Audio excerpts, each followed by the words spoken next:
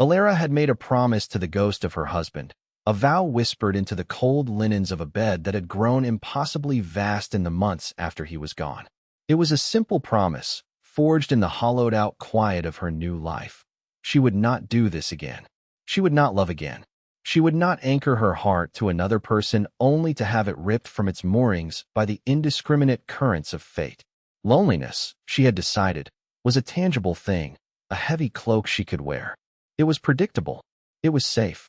Grief was a wound that had scabbed over, and she would not risk picking at it, not for anyone. She had become a creature of habit, her days measured by the rising and setting of a sun she barely noticed. Her world had shrunk to the walls of her small house, the perimeter of her yard, and the dusty path into the small town of Havenwood, a place where she was known only as Daniel's widow. It was a title that rendered her largely invisible, a background figure in the town's daily dramas. She did not mind this. Invisibility was a form of armor. She was a woman who had come to understand her own physical space in the world with a kind of detached resignation. She was wide-hipped and heavy-shouldered, built for work she no longer had the heart to do. Her hands, once deft with needlepoint and the kneading of dough, often felt clumsy and foreign, resting in her lap like unfamiliar stones. In the dim reflection of the window pane at dusk, she saw a woman she hardly recognized, her face softened by a sorrow that had settled deep into her bones, blurring the sharp edges of the girl she used to be. Her promise had held her for 2 years, a silent, unyielding companion. It was the bedrock of her existence. And then, a man moved into the old Miller place, the small, neglected cabin at the edge of the valley, a property that had sat empty for as long as anyone could remember. She heard about it from Martha, the town's primary purveyor of news and speculation, whose voice could carry over 3 fences and a chicken coop. A stranger, Martha had said, her words laced with the particular brand of suspicion reserved for anyone who was not from Havenwood. Quiet man. Keeps to himself. Bought the place outright, they say. Cash. Elara had nodded, offering a non-committal sound that was her standard contribution to any conversation. She had felt nothing. A new neighbor was a change in the landscape, no more significant than a tree falling in a distant wood. It had nothing to do with her. But the loneliness, the heavy cloak, had felt particularly suffocating that week. The silence in her house was no longer a peaceful quiet. It was a ringing emptiness. The dust motes dancing in the afternoon sunbeams seemed to mock her stillness. She needed to do something, some small, meaningless action to prove she was still alive, still capable of moving through the world. So she decided to bake a pie. It was a lie, of course. The act of baking a pie for a new neighbor was a gesture of welcome, of community, of connection. It was everything her promise stood against. But she told herself it meant nothing. That was the lie she needed. It was just flour and butter and apples. It was a way to pass an afternoon. It was a task to occupy her hands. That was the lie she needed, and she held on to it like a lantern in a dark room. She moved through the familiar rituals of her kitchen with a precision that felt foreign and comforting all at once. She measured the flour, her fingers dusting the white powder onto the worn wooden countertop. She remembered Daniel telling her she had a baker's touch, that she could coax tenderness from the most stubborn ingredients. The memory was a dull ache, a phantom limb she had learned to live without. She pushed it away. She cut the cold butter into the flour with 2 knives, the metallic click-clack a steady rhythm against the silence. Each small, deliberate movement was a shield against thought. She did not think about the man in the Miller cabin. She did not think about why she was doing this. She focused on the texture of the dough as it began to come together, the way the small pebbles of butter disappeared into the flour, promising a flaky crust. The apples were from the old tree in her backyard, the last of the season's yield. They were tart and firm, their skin a mottled red and green. She peeled them in a long, continuous spiral, the peel falling away like a discarded secret. The scent of the raw apples, sharp and clean, filled the kitchen. She sliced them thin, the blade of her knife making a soft, satisfying thud against the cutting board. Section she arranged the slices in the bottom of the pie plate, a concentric circle of pale, white flesh. She sprinkled them with cinnamon and sugar and a pinch of nutmeg, spices that spoke of warmth and hearth and home, words she no longer allowed herself to use. This was not a home, it was a house. This was not warmth, it was just the lingering heat from the stove. As she crimped the edges of the crust, her thumbs and forefingers working in a practiced, rhythmic dance, she allowed herself a flicker of the truth. This was an act of defiance, not against her promise, but against the despair that threatened to consume her. It was a small, desperate push against the encroaching darkness. It was a way of saying, I am still here. The pie emerged from the oven an hour later, a perfect, golden brown dome. The scent that filled the house was agonizingly beautiful. It smelled of a life she no longer lived. She let it cool on the windowsill, the steam rising in a soft, ghostly plume against the glass. She waited until the late afternoon, when the sun was beginning to dip below the ridge, casting long, deep shadows across the valley. The air was cool and crisp. She wrapped the pie, still faintly warm, in a clean tea towel. She wrote a short, simple note on a scrap of paper. Welcome to the neighborhood. She did not sign her name. Anonymity felt safer. The walk to the Miller cabin was short, less than half a mile down a packed dirt road. She had not been down this way in years. The cabin, when it came into view, was just as she remembered it. Only now there were signs of life. A neat stack of firewood stood beside the door. The porch, which had been sagging for a decade, looked to have been recently repaired, the new wood a pale scar against the old, weathered gray. A thin curl of smoke rose from the stone chimney. She was not nervous. She was not hopeful. She was merely a woman delivering a pie. That was the lie she repeated to herself, a mantra against the sudden, frantic beating of her own heart. As she approached the porch, the door opened. The man who stood there was not what she had expected, though she had not consciously been expecting anything at all. He was of average height, with a wiry strength to his frame that spoke of labor, not leisure. His hair was the color of dark earth, and his face was etched with lines that suggested he had spent more time squinting into the sun than smiling. He looked tired. That was the first word that came to her. A deep, bone-weary exhaustion that seemed to reside behind his eyes. But his eyes were what held her. They were a clear, steady gray, and they were careful. That was the second word. Careful. They took in the world with a quiet, assessing gaze, as if he were constantly measuring his distance from it. He looked at her, then at the pie in her hands, and a flicker of something unreadable passed through his expression. Hello, she said, her voice sounding thin in the open air. He did not smile, but the hard lines of his face seemed to soften almost imperceptibly. Hello, his voice was low and quiet, a gravelly sound that seemed to suit the landscape. I live just down the road, she said, feeling a wave of foolishness wash over her. I baked this. For a welcome, she held out the pie. He looked at the pie, then back at her face, and for a long moment, he did not move. He seemed to be weighing the gesture, not as a simple act of neighborliness, but as something far more complex. Then he reached out and took it from her. His fingers brushed against hers for a fraction of a second, and the contact was like a spark on dry tinder. His hands were rough, calloused, the hands of a man who worked with his hands. Thank you, he said. The words were simple, but they carried a weight of sincerity that startled her. She had intended to leave then, to turn and walk away, the transaction complete. But as he unwrapped a corner of the tea towel, his gaze fell on the small, folded note tucked into the cloth. He picked it up and unfolded it. And that was when she saw it. It was not a large reaction. It was barely a reaction at all. But to Elara, who had spent 2 years studying the subtle shifts of silence, it was as loud as a shout. As his eyes scanned the 3 simple words she had written, "Welcome to the neighborhood," his face changed. It was a tightening around the eyes, a sudden, profound stillness in his jaw. The carefulness in his gaze sharpened into something else, something she could not name. It was a look of recognition, but that was impossible. He did not know her. He did not know her handwriting. He looked up from the note, his gray eyes fixing on her face with a new intensity. He seemed to be searching for something, a confirmation of a question he had not yet asked. The air between them grew thick and heavy.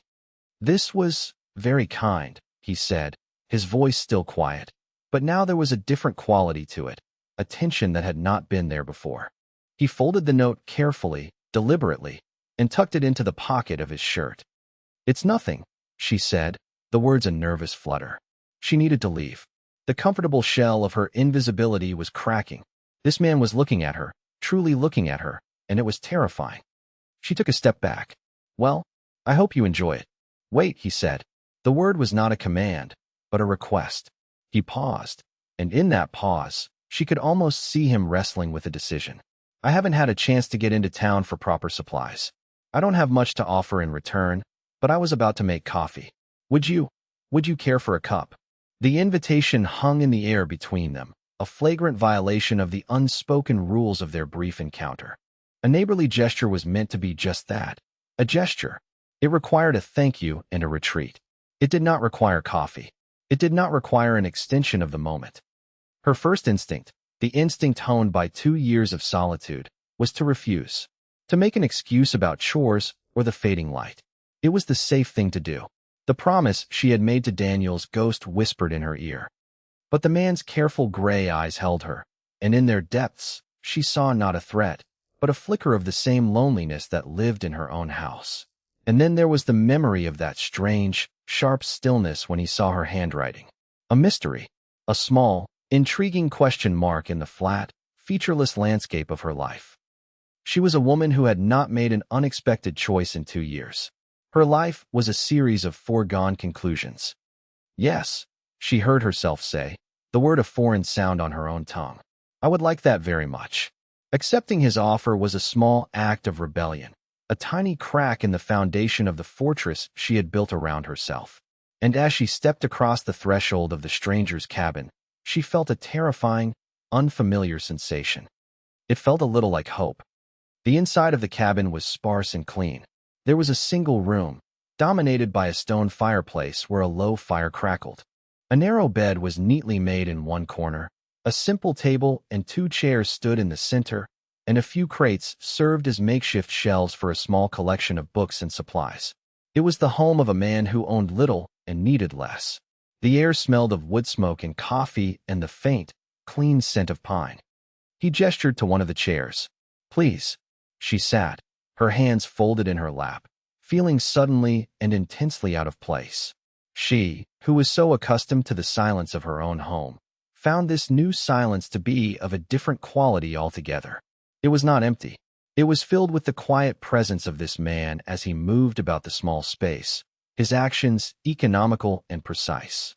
He took 2 tin cups from a hook, filled a battered coffee pot with water from a bucket, and spooned in the dark, fragrant grounds. He did not seem to feel the need to fill the quiet with meaningless chatter, and for that, she was grateful. Small talk had always felt like a performance to her, and she had long since forgotten her lines. This silence was comfortable. It was not an awkward gap between words, but a shared thing, a space they could both inhabit without expectation. He set the pot on the grate over the fire, and the cabin was soon filled with the rich, dark aroma of brewing coffee. He sat down in the other chair, his hands resting on the table. He did not look at her directly, but at the fire, his profile etched in the flickering light. "My name is William," he said, his voice quiet. "William Cole." "Elara," she replied, her own name feeling strange to say aloud. "Elara Vance." He gave a slight, almost imperceptible nod, as if filing the name away. He still did not look at her, and she found herself studying him. The lines on his face were not just from the sun. They were lines of worry, of thought. He looked like a man who had spent a great deal of time alone, wrestling with his own conscience. There was a solidity to him, a sense of being grounded in a way she had not felt in years. He was not a man of airs or pretense. He was simply present. "You've lived in Havenwood long?" he asked, his gaze still on the fire. "All my life," she said. "Born here. My husband, too." The mention of Daniel came out more easily than she expected. Usually, she avoided it, the word catching in her throat like a burr. But here, in this quiet, unassuming space, it felt like a simple statement of fact. William finally turned his head and looked at her. His gray eyes were steady, and there was a deep, quiet empathy in them. He did not offer platitudes. He did not say, "I'm sorry for your loss," or any of the other empty phrases people used. He simply met her gaze and held it, a silent acknowledgement of the weight behind her words. In that moment, she felt seen in a way she had not in a very long time. It was unnerving. "It's a quiet place," he said, turning back to the fire. It can be, she agreed. It can also be very loud, in its own way. A small, wry smile touched the corner of his mouth, a fleeting expression that changed the landscape of his face. I imagined so. The coffee began to percolate, a soft, rhythmic bubbling that filled the cabin. He stood and poured the dark liquid into the 2 tin cups.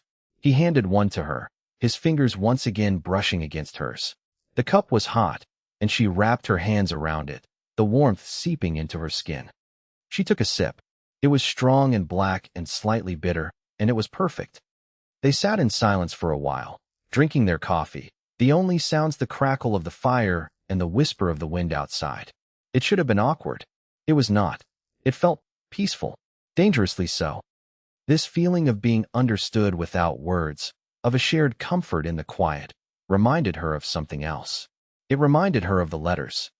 The letters had started 2 years ago, 6 months after Daniel's death. It was a time when Elara felt she had become a ghost in her own life. The well-meaning sympathy of the town had faded, replaced by a careful distance, as if her grief were a contagious disease. She was adrift, drowning in a sea of silence.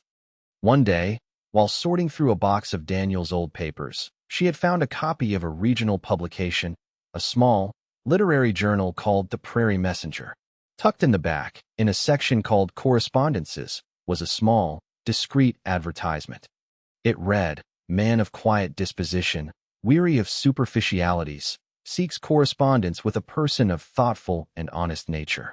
No expectations, no pretenses. Simply a desire to exchange truths through the written word. Reply to W. Box 7, Crestline." Elara had read it and reread it, the words resonating with a startling clarity. Weary of superficialities, no expectations, no pretenses. It was as if someone had reached into the chaotic mess of her own heart and pulled out the 2 things she longed for most. For a week, she did nothing. The idea was absurd. Writing to a complete stranger? A man? It was improper, foolish, dangerous. She was Daniel's widow. She was supposed to be in mourning, wrapped in a cocoon of respectable sorrow. But the loneliness was a physical ache, a constant pressure behind her ribs. And the ad promised something she could not find in Havenwood. A connection without the burden of history, without the pitying glances, without the weight of being Daniel's widow. It offered a chance to be, simply, a person. One night, unable to sleep, she had risen from her cold, empty bed, lit a lamp, and sat down at her small writing desk. Her hand trembled as she picked up the pen. What could she possibly say? She started by telling the truth. To W, she had written, "I am a woman who has forgotten the sound of her own voice. I live in a house that is too quiet, in a town where I am a memory. Your words in the Prairie Messenger, weary of superficialities, spoke to me.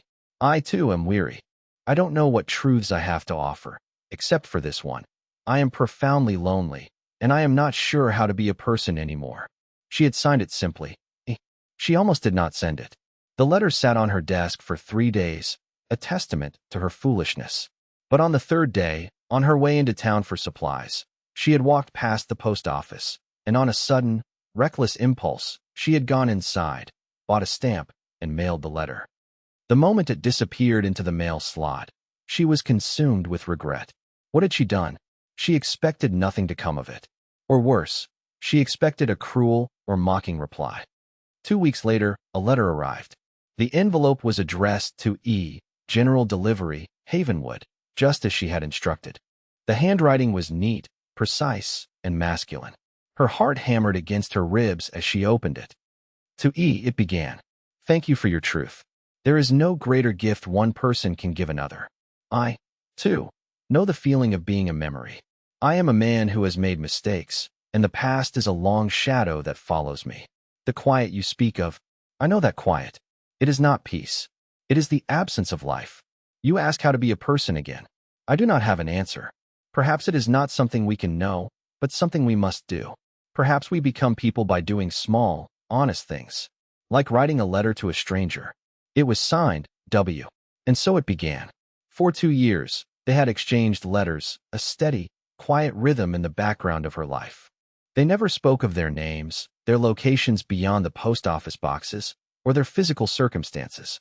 They spoke of ideas, of feelings, of memories. They spoke of the weight of regret and the fragility of hope. W wrote of the land, of the satisfaction of hard physical labor, of the way the changing seasons marked the passage of time. He wrote of a deep shame he carried, a failure in his past that he was trying to atone for, though he never specified what it was. His letters were like him, she imagined, direct, honest, and unadorned. They were filled with a quiet strength and a profound sense of integrity. She, in turn, wrote of her grief, not as a dramatic tragedy, but as a slow, creeping fog that muted all the colors of the world. She wrote of her garden, of the books she read, of the feeling of being invisible. She told him things she had never told anyone, not even Daniel. In the safety of their anonymity, she could be her truest, most vulnerable self. His letters had become her lifeline.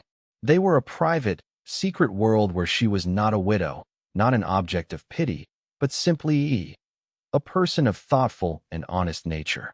The arrival of one of his letters was the brightest point in her week. She would read them and reread them, tracing the shape of his words, feeling a connection that was more real and profound than any she had in her physical life. Now, sitting in this cabin, sharing a comfortable silence with this quiet, careful man, the feeling was so similar it was disorienting. The same sense of being seen without judgment, the same lack of pretense. She looked at William, at his rough hands wrapped around his own tin cup, at the weary kindness in his face. It was a ridiculous thought, a flight of fancy born of loneliness and 2 years of imagining the man behind the letters. But the thought came to her nonetheless. He felt like W. She pushed the idea away as quickly as it came. It was absurd. W was a stranger in a town called Crestline.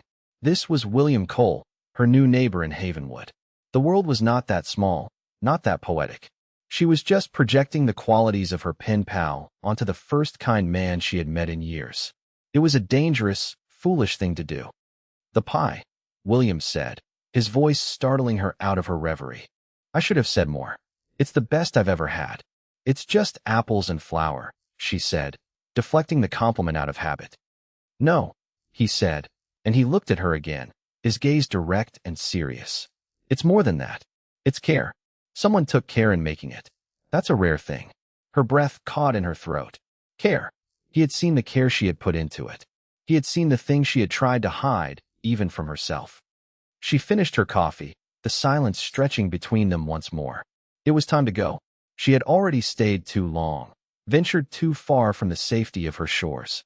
"I should be getting back," she said, standing up. "Thank you for the coffee." He stood as well.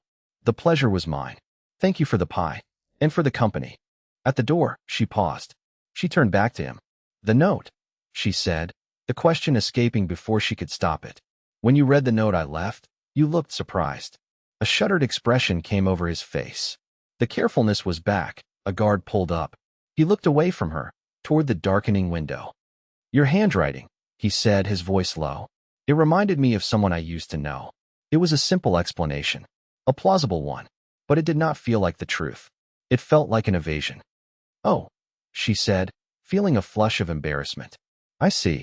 Good night, Elara," he said, his gaze returning to her face, his expression unreadable in the dim light.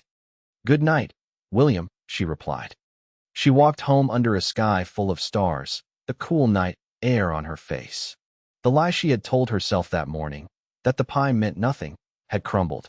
Her small, meaningless act had led to a cup of coffee, a shared silence, and a mystery. Her carefully constructed world of solitude had been breached. She was not sure if she was terrified or grateful. Perhaps she was both. A few days later, Elara was on her way back from town, her small wagon laden with sacks of flour, sugar, and other provisions. The spring rains had been heavy that year, and the road was a treacherous mix of mud and deep, water-filled ruts. Her old horse, Clementine, was struggling, her hooves slipping and sliding in the thick, cloying mud. They were halfway home when it happened. The right wheel of the wagon, with a groan of protest, sank deep into a particularly nasty rut, the axles settling into the mud with a sickening thud. Clementine strained against her harness, but the wagon would not budge. It was well and truly stuck. Elara sighed, a weary sound of resignation. This was the kind of small, frustrating disaster that seemed to define her life. She climbed down from the wagon seat, her boots sinking into the muck. She surveyed the situation. The wheel was submerged almost to the hub. There was no way she could free it on her own. She could walk home, of course, and come back later, perhaps to ask for help from one of the nearby farms. But the thought of asking for help, of having to explain her predicament and endure the sympathetic but ultimately pitying looks, filled her with a familiar sense of dread. She would rather struggle alone. She unhitched Clementine, patting the old horse's neck. "It's all right, girl. We'll figure something out." She spent the next half hour trying to dig the wheel out with a piece of scrap wood, her efforts succeeding only in covering her dress and hands with a thick layer of mud. She was tired, frustrated, and on the verge of tears when she heard a voice behind her. "Looks like you found some trouble." She turned, startled. It was William. He was walking down the road, a coil of rope slung over his shoulder. He stopped a few yards away, his careful gray eyes taking in the scene. The stuck wagon, the patient horse, and Elara, covered in mud. He did not look amused or pitying. He simply looked at the problem with a practical, assessing gaze. "The spring thaw makes a mess of this road," he said, his tone matter of fact. "It does," she agreed, feeling a renewed wave of foolishness at being found in such a state. She wiped a muddy hand across her forehead, leaving a dark streak. He did not comment on her appearance. He walked around the wagon, his boots making squelching sounds in the mud. He crouched down, examining the stuck wheel. "The axle is hung up," he said. "We'll need to lift and pull at the same time." He did not ask if she needed help. He simply included himself in the solution. He walked back to where his own horse was tethered to a tree, a sturdy-looking chestnut gelding. He returned with a long, thick plank of wood. "If you can find a good-sized rock to use as a fulcrum," he said, "I can use this to lever the axle up. When I give the word, you lead your horse forward. She'll need to give it a strong, steady pull." His instructions were clear and direct. He spoke to her not as a damsel in distress, but as a competent partner in the task at hand. Elara found a flat, heavy rock and dragged it into position. William wedged the plank under the axle, positioning it over the rock. "All right," he said, gripping the end of the plank. "Ready when you are." Elara took Clementine's bridle. She spoke to the horse in a low, encouraging voice. "Okay, girl. One good pull. Ready? Now," William said, and he put his weight onto the plank. The wood groaned, but it held. The wagon lifted, just an inch, but it was enough. "Pull," he grunted, the effort straining the muscles in his back and shoulders. "Come on, Clementine." "Huh," Elara urged, pulling forward on the bridle. The old horse strained, her powerful muscles bunching. For a moment, nothing happened. Then, with a great sucking sound, the wheel tore free from the mud.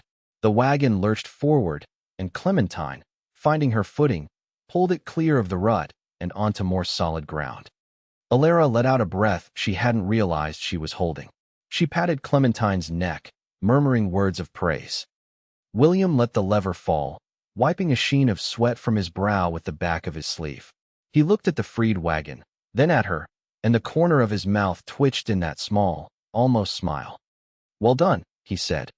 "I couldn't have done it without you," she said, her gratitude genuine and overwhelming. "Thank you, William. You were already trying," he said, as if that were the only thing that mattered. "I just brought a longer lever." He picked up his plank and rope. "You should be all right from here. The road gets better just past that bend." He was about to leave, his help offered and rendered without any expectation of further conversation or reward. This simple, unadorned competence was so at odds with the way most men in Havenwood would have handled the situation. There would have been a great deal of sighing and pronouncements about the weakness of women or the foolishness of being on the road alone. William had done none of that. He had seen a problem and helped to solve it. It was as simple as that. "William, wait," she said. "At least let me. I don't know. I feel I owe you something." He paused, turning back to her. "You brought me pie," he said, his expression serious. "I figure that makes us even." And with a nod, he turned and walked away, his sturdy horse following behind him. Elara stood in the middle of the road, watching him go. The interaction had been brief, practical, and yet it had left a profound impression on her. He was a man who communicated through action, not words. He was helpful without being condescending. He was respectful. She rehitched Clementine to the wagon, her hands still trembling slightly. As she climbed back onto the seat, she noticed Martha's buggy cresting the hill, coming from the direction of town. Of course. Martha pulled her horse to a stop alongside Elara's wagon. Her eyes, sharp and bright as a bird's, took in the scene. The mud on Elara's dress, the deep rut in the road, and the figure of William, now small in the distance. "Elara, dear," she said, her voice dripping with concern that did not quite reach her eyes. "Did you have some trouble?" "A bit," Elara said, her tone clipped. "The wheel was stuck." "Oh, you poor thing," Martha cooed. "All alone out here. It's a good thing Mr. Cole happened by. A bit of a mystery, that one, but he seems strong enough." Her gaze followed William down the road, a speculative glint in her eye. "Though a widow must be careful. People will talk." The implication was clear. A man helping a woman. A single man and a widow. In a town like Havenwood. That was all it took to start the rumor mill grinding. "He was a kind neighbor," Elara said, her voice firm, a clear signal that the conversation was over. Martha's smile tightened. "Of course, dear. Just looking out for you." She clucked to her horse, and her buggy rattled past. Elara watched her go, a knot of anger tightening in her stomach. Martha's words were a reminder of the cage she lived in. The cage of being a widow, of being constantly judged and scrutinized by the town. William, in his quiet, respectful way, had treated her like a person. Martha, in her feigned concern, had reminded her that she was a commodity, a subject of gossip. As she drove the rest of the way home, her mind was not on her good fortune at being freed from the mud. It was on William, on his quiet competence, on his simple, powerful statement, "You brought me pie? I figure that makes us even." It was a quid pro quo of kindness, a transaction based on mutual respect, not obligation or pity. And it felt more dangerous, more revolutionary, than anything she had experienced in years. A week passed. The mud dried, and the road became passable again. Elara fell back into her quiet routine, but something had shifted. The silence in her house felt different, less oppressive. She found herself looking out the window in the direction of the Miller cabin, a small, expectant flutter in her chest that she tried to ignore. One afternoon, she was in her yard, weeding the small garden she had decided to plant that year. It was another small act of defiance against despair, the act of putting seeds in the ground and trusting they would grow. She was on her hands and knees, her fingers deep in the cool, dark earth, when she heard the sound of footsteps. She looked up to see William standing at her fence line. He was holding a hammer and a small sack of nails. "Good afternoon, Elara," he said. "William," she said, surprised. She stood up, brushing the dirt from her hands and knees. "What brings you by?" He gestured with the hammer toward a section of her fence that was leaning precariously, the posts rotten at the base. "I noticed your fence was in need of some attention," he said. "I had some spare cedar posts and some time. I thought I'd fix it for you." She stared at him, then at the fence. She knew it needed fixing. It had been on her long list of things she could not do herself and would not ask for help with. "You don't have to do that," she said, the automatic refusal springing to her lips. He met her gaze, his expression steady. "I know I don't have to," he said. "But you brought me pie." There it was again. That simple, unassailable logic. He was not offering charity. He was balancing the scales. She found herself at a loss for words. How could she argue with that? She had given him a gift of her labor, and now he was offering one in return. It was a transaction between equals. "All right," she said, a small smile touching her lips. "All right, William." He gave a nod and set to work. He moved with the same quiet efficiency she had seen before. He tore out the old, rotten posts, his movements strong and sure. He dug new holes, setting the fresh cedar posts deep into the earth. He was methodical, precise, and completely absorbed in his work. Elara went inside and brought him a glass of cool water.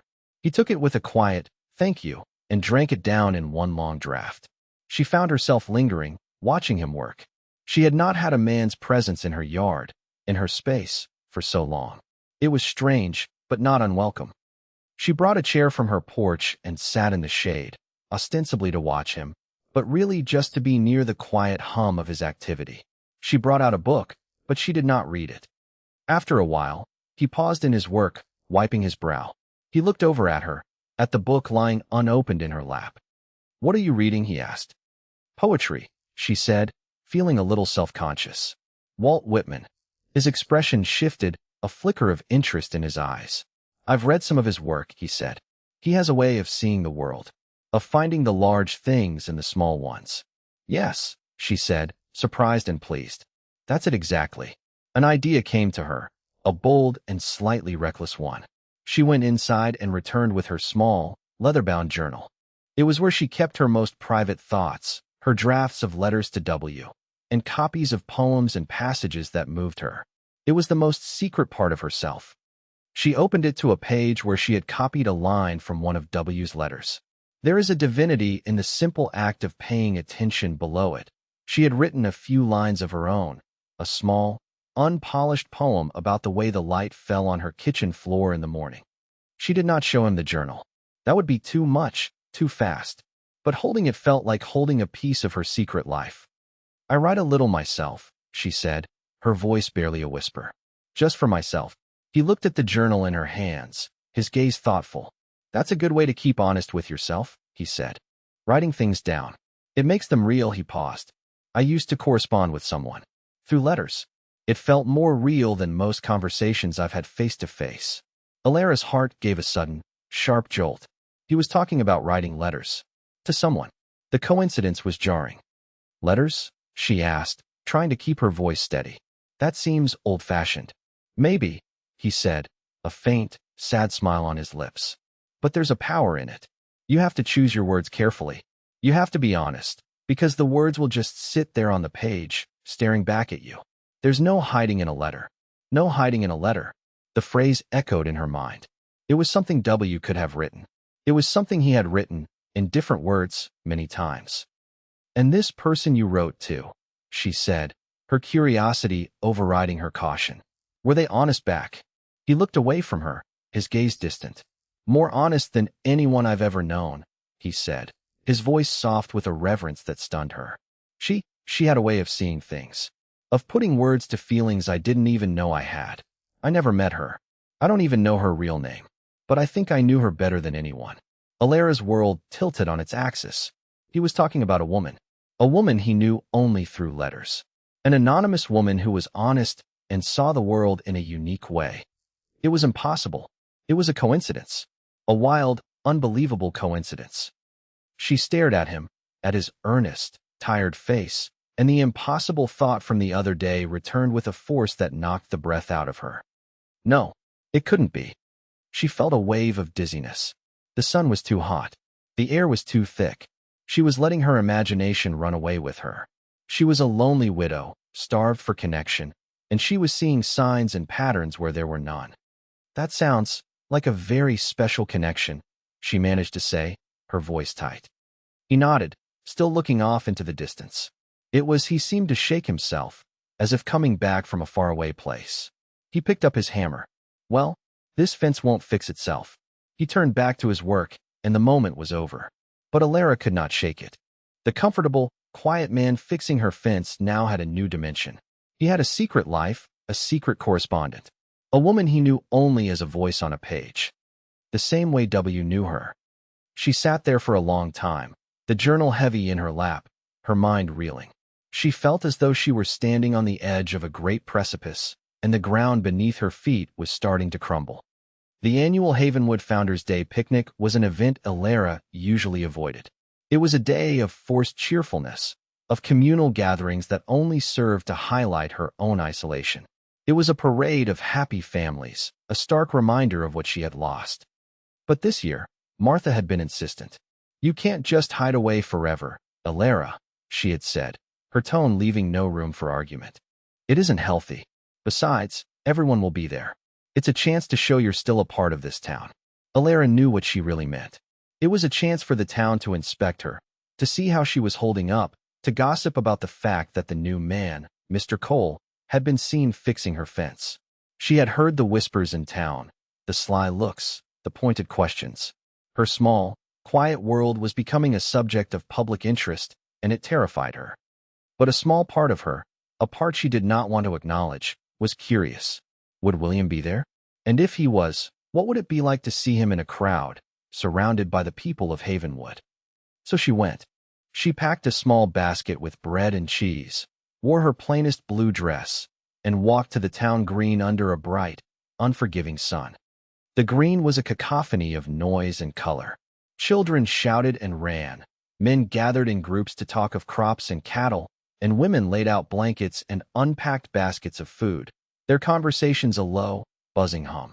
Elara felt a familiar wave of anxiety wash over her. She was an outsider here, a solitary figure in a sea of togetherness. She found a spot under a large oak tree at the edge of the green, away from the main throng of people. It was a strategic position, allowing her to observe without having to participate. She spread her small blanket and sat down, feeling the familiar cloak of invisibility settle over her. And then she saw him. William was standing by himself near the horse trough, watching the proceedings with a quiet, detached air. He looked as out of place as she felt. He was not a part of any group. No one was talking to him. He was an island, just as she was. He was dressed in a clean but well-worn shirt, his hands tucked into his pockets. He looked solid and real and utterly alone. Their eyes met across the green. He gave her a small, subtle nod of acknowledgement. It was a tiny gesture, almost imperceptible, but it was a lifeline. It said, "I see you. I know how you feel." She gave a small nod back. For a while, they both kept their distance, two solitary satellites orbiting the bright, noisy planet of the picnic. Elara endured a few well-meaning but awkward conversations. Martha stopped by, her eyes darting around, cataloging every interaction. "So good to see you out and about, dear," she said, her gaze lingering for a moment on William before flicking back to Elara. Finally, as the afternoon wore on, William made his way over to her tree. He did not approach with a swagger or a flourish, but with his usual quiet deliberation. "Is this spot taken?" he asked, gesturing to the empty space on her blanket. "No," she said, her heart giving a small, hopeful leap. He sat down, not too close, but not too far away either. He leaned back against the trunk of the oak tree, mirroring her posture. For a long time, they did not speak. They simply sat together, watching the picnic from their shared vantage point. The silence between them was as comfortable here, in the middle of a crowd, as it had been in his cabin. It was a small pocket of peace in the midst of the noise. It felt safe, dangerously comfortable. "You're not much for crowds, are you?" he said after a while, his voice a low rumble. "No," she admitted. "I feel like I'm performing, and I've forgotten my lines." He turned his head to look at her, and that small, rare smile touched his lips. "I know the feeling. It's like everyone else has a script, and I'm just trying to guess what I'm supposed to say next." The shared sentiment was so perfect, so exactly what she felt, that she laughed. It was a real laugh, a sound she had not heard from herself in a long time.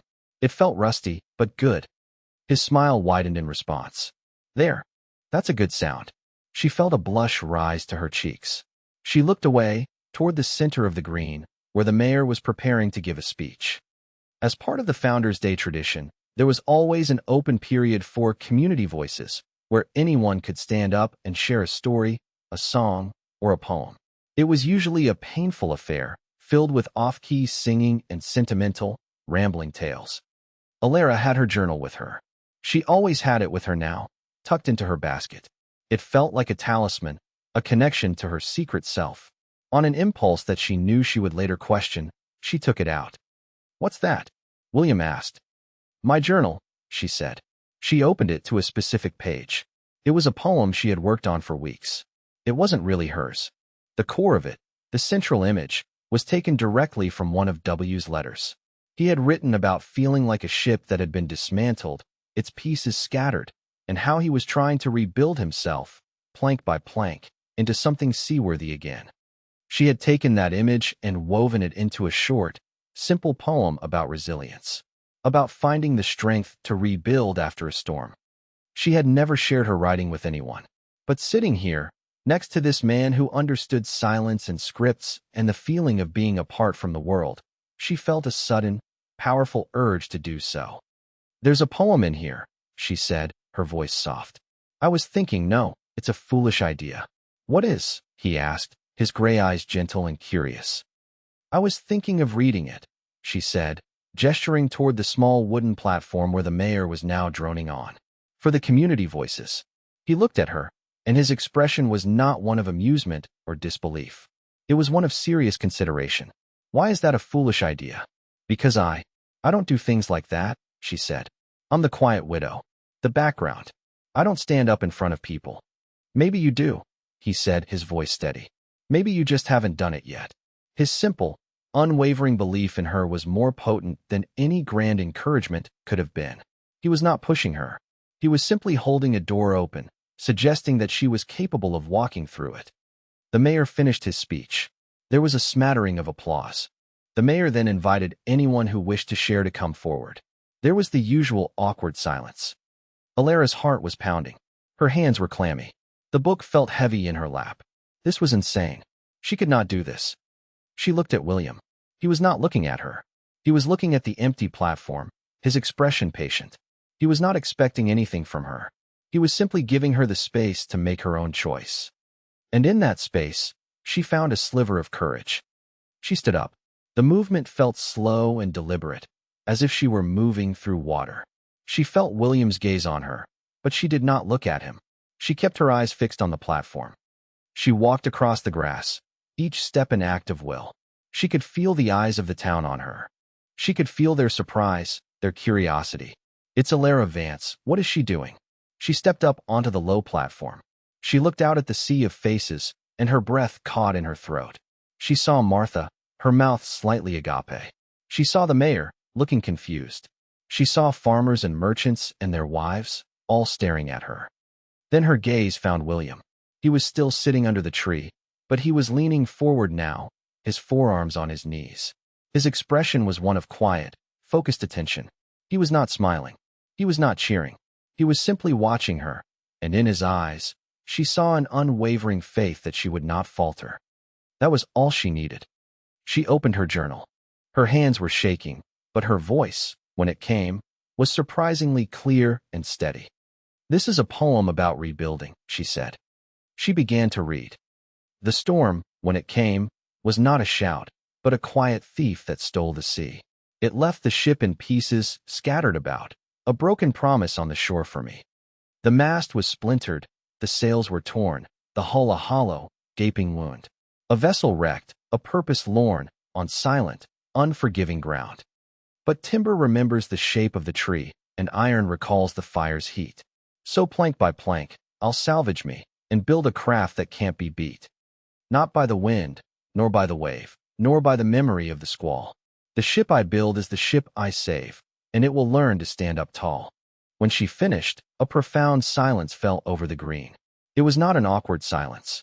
It was a silence of attention, of surprise. She had shared something real, something from the heart, and they had listened. She looked up from her journal, her gaze once again finding William.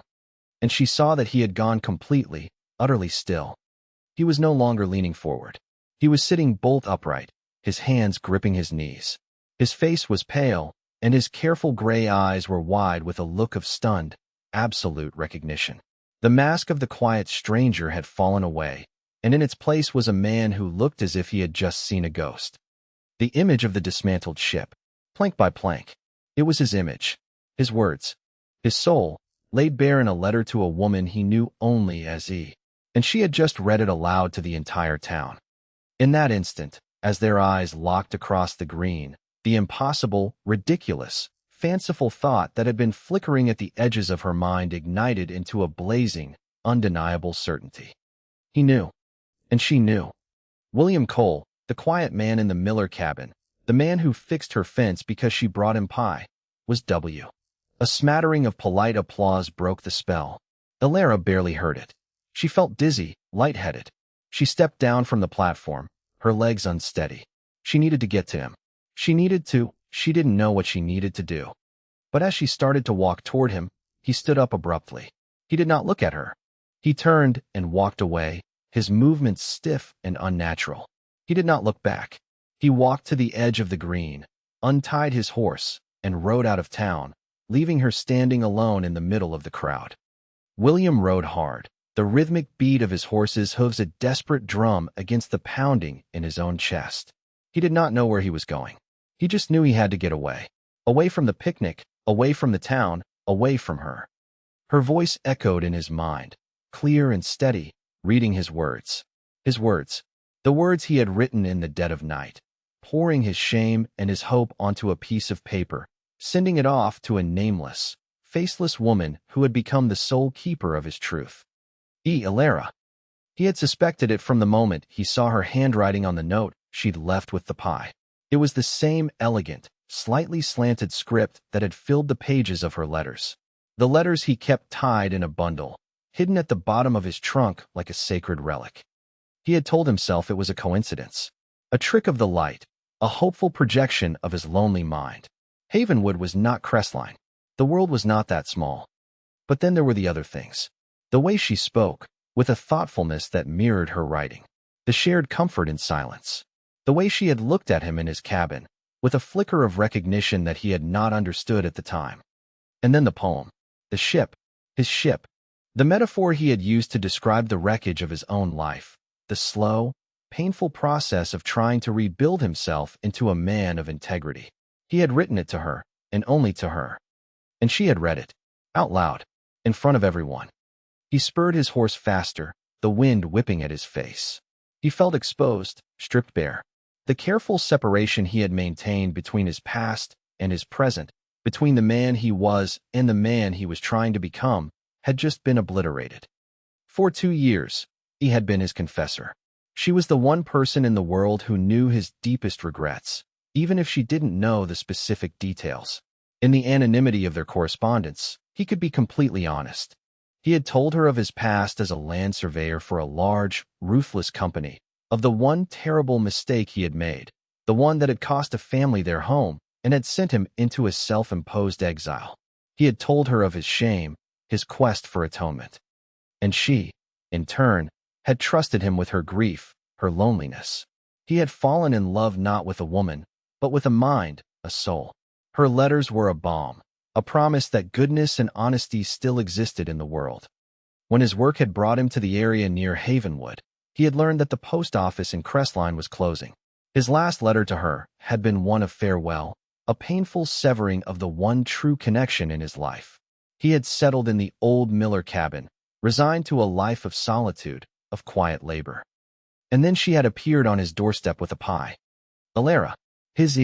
The reality of it was overwhelming. The woman whose strength and grace he had admired from afar, the woman who had helped him endure his darkest days, was his neighbor. The quiet, sad-eyed widow with the surprising resilience. He should be happy. He should be relieved. The miracle he had never dared to hope for had happened. But all he felt was a cold, sickening fear. Because he was not just the penitent wanderer. He was William Cole, and William Cole had a past that was intimately and dangerously tied to Havenwood. He had not told her the whole truth in his letters. He had told her of his shame, but he had not told her the name of the man he had worked for, the man whose greed and ruthlessness he had unwittingly enabled. A man named Silas Thorne. And Silas Thorne, as William had recently and horrifyingly discovered, was the most powerful man in Havenwood. He owned the bank. He owned the mercantile.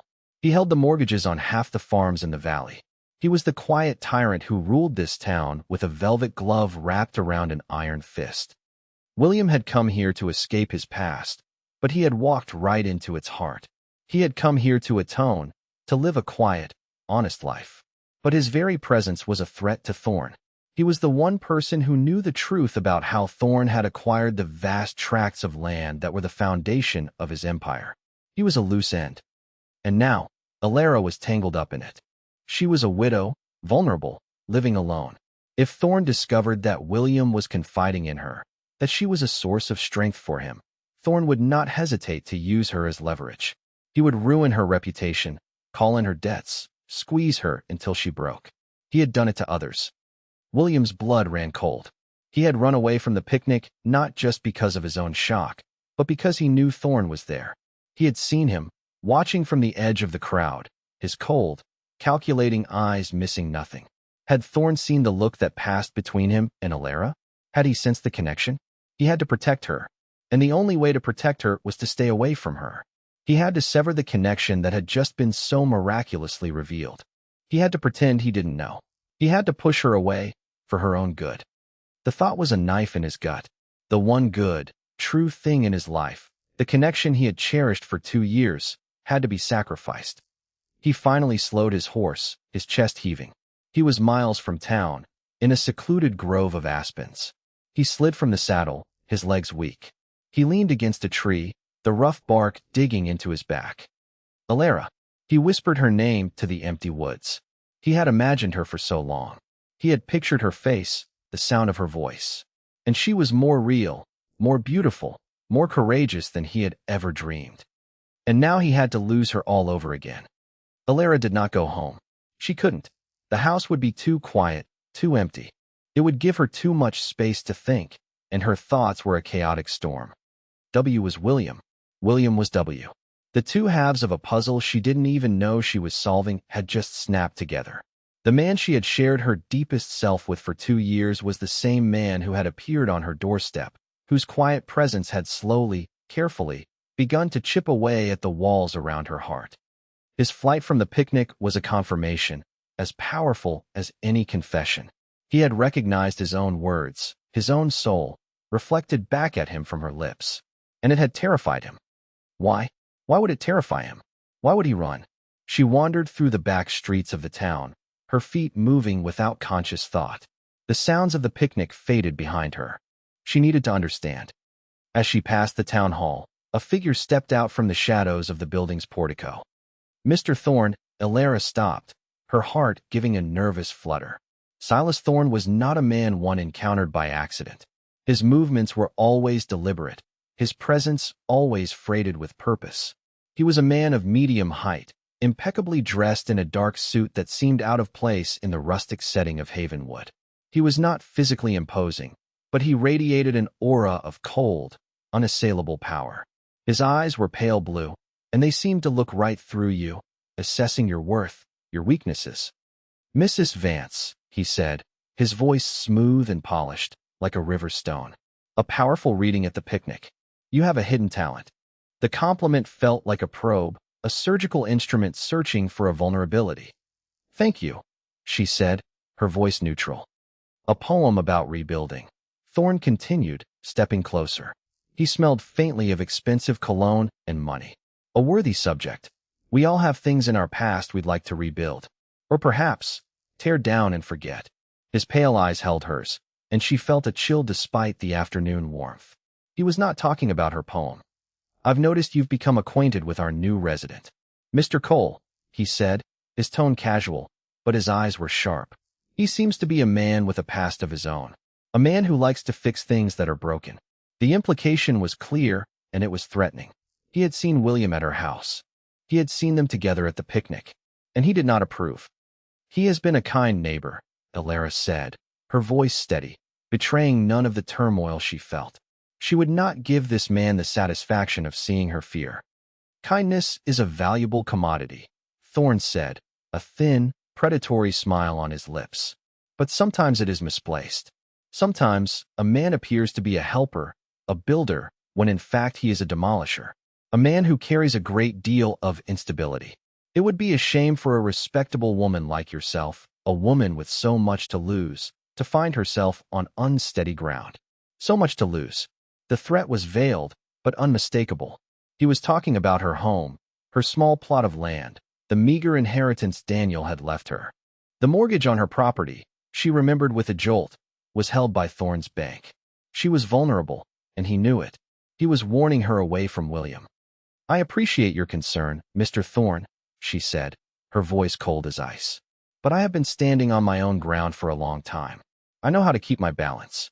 A flicker of surprise, and perhaps a sliver of respect, showed in his pale eyes. He had expected her to be cowed.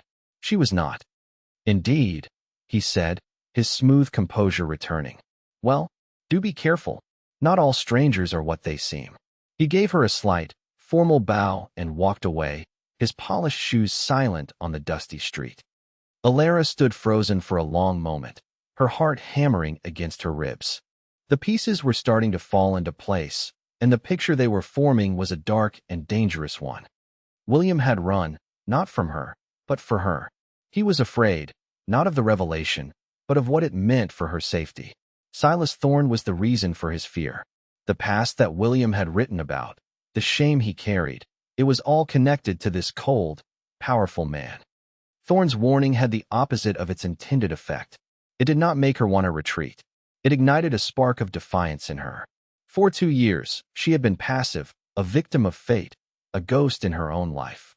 Thorne saw her as weak, as a pawn to be moved around a board. He had underestimated her. Everyone had. She turned and began to walk, her steps now filled with purpose. She was not going home. She was going to the Miller cabin. She was going to find William. The time for secrets and silence was over. She found him not at the cabin, but in the small barn behind it, tending to his horse.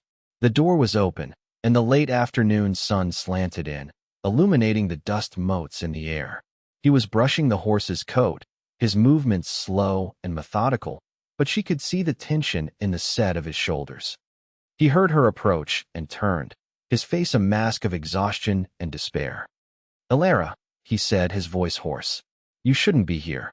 "Don't," she said, her voice sharp, cutting him off before he could begin to build the wall he so clearly wanted to erect between them. "Don't you dare tell me where I should and shouldn't be. And don't you dare run from me again." He flinched, but he held his ground. "It's for your own good. Let me be the judge of that," she said, stepping into the barn. The air smelled of hay and horse and the faint, clean scent of William himself. "I just had a conversation with Silas Thorne." William's head snapped up, a look of pure dread on his face. "What did he say?" "He warned me away from you," she said, her eyes locked on his. "He told me you were a danger, that I had a lot to lose. He was threatening me, William, and he was threatening me because of you. So you are going to stop treating me like a fragile piece of glass, and you are going to tell me what is going on. You owe me that." He stared at her, his internal battle visible on his face. The desire to protect her warred with the knowledge that she was right. He owed her the truth. All of it. He let out a long, ragged breath, the fight going out of him. He sagged against a wooden post, running a hand through his hair. "Yes," he said, his voice weary. "Yes, I do." He paused, his gaze full of a pain that tore at her heart. "I have a past, Elara. A difficult one. And Silas Thorne is the architect of it. There's a reason he wants to keep us apart. A reason he's afraid of me being here." He was confessing, but it was a partial confession. He was still holding back the most important piece. He was telling her about his past, but he was not telling her about their past.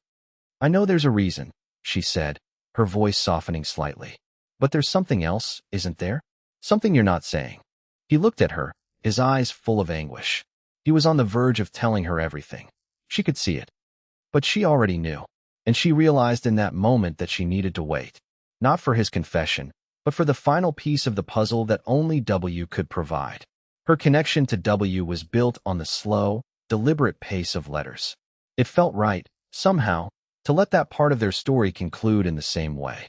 She had a letter from him waiting at the post office. The one he had mentioned was his last from Crestline. She had been saving it, savoring the anticipation. Now she knew she had to read it. "Tell me about Thorne," she said, changing the subject, giving him an out he gratefully took. "Tell me why he's afraid of you." So he told her. He told her about working as a young, naive surveyor for Thorne's land acquisition company back east. He told her how Thorne had built his fortune on finding legal loopholes, on pressuring and cheating small landowners out of their property. And he told her about the final job, the one that had broken him. He had been sent to survey a piece of land belonging to an old family, the Abbotts. His survey, technically accurate but morally bankrupt, had discovered a flaw in their deed, a flaw that allowed Thorne to legally seize their ancestral home. "I didn't understand what I was doing until it was too late," he said, his voice thick with self-loathing. "I was just following orders. I saw the lines on the map, not the lives I was destroying. When I saw the Abbotts being forced off their land, saw the look on Mr. Abbott's face. I quit that day, but the damage was done. I was complicit. I helped Thorne build his empire on the ruins of other people's lives." He looked at her, his face a portrait of shame. "I've spent the last 5 years wandering, working odd jobs, trying to be a better man, to do no harm. When I came here, I didn't know it was Thorne's town. I just wanted a quiet place to live. And then I saw him at the mercantile, and I knew I had made a terrible mistake." Elara listened, her heart aching for him. The shame he had hinted at in his letters was now laid bare. It was a heavy burden, one he had carried alone for years. "You are not that man anymore, William," she said softly. "But I was," he insisted. "And Thorne knows it. He knows I know how he operates. He knows I have a conscience. My very presence here is a threat to him. And now I've dragged you into it." "I walked into it myself," she corrected him. "With a pie." A ghost of a smile touched his lips. "With a pie," he agreed. She knew she should leave, give him space. But she could not bring herself to go. She took a step closer to him. "You are not alone in this, William." He looked at her, his gray eyes shining with unshed tears. "You should be afraid of me, Elara." "I'm not," she said. And it was the truest thing she had ever said. She left him then, walking home as twilight settled over the valley. Her mind was a whirl of new information, of danger and injustice, and a deep, fierce loyalty to the man in the cabin. The next morning, she went to the post office. The letter from W was there, as she knew it would be. It felt heavy in her hand, freighted with a significance she had not understood when it was sent. She took it home and sat at her kitchen table, the same table where she had first written to him. She opened it carefully. His familiar handwriting filled the page. "My dearest E," it began. The salutation was new, more intimate than is usual to E. "This will be my last letter from this address, and perhaps my last letter to you ever. The thought is a greater hardship than I can express. You have been a light in a long darkness, and I will carry the memory of our correspondence with me always. Circumstances require me to move on. And before I go, I feel I owe you a more complete truth. I have spoken of my past, of a great shame I carry. I feel I must give it a name, so that you understand the weight of it. I worked for a man named Silas Thorne. I was a surveyor, and I helped him to legally, but immorally, dispossess good people of their land. There was one family in particular, the Abbotts, whose ruin lies squarely at my feet. It is a guilt I will carry to my grave. I tell you this not to burden you, but because my anonymity feels like a cowardice I can no longer abide. You have shown me what true honesty is, and I must try to live up to your example. I am moving west, to a valley near a small town called Havenwood.